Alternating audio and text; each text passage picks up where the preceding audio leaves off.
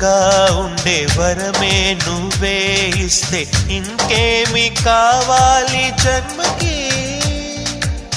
మచ్చలేని చంద్రుడిని మాట రాక చూస్తున్నా, వరస కాని బంధుని చొరవ చేసి అంటున్నా, ఇంకెప్పుడు ఒంటరినని అనరాదని, నీకు సొంతం అంటే నేనేనని. కొమ్మ కొమ్మ విన్నావమ్మ కోయిల వస్తుంది, వస్తూ వస్తూ తనతో వెన్నెల వెలుగులు తెస్తుంది. ఏవమ్మ మరుమల్లి తోరణాలు కడతావా, చిలకమ్మ ఎదురేగి స్వాగతాలు చెబుతావా.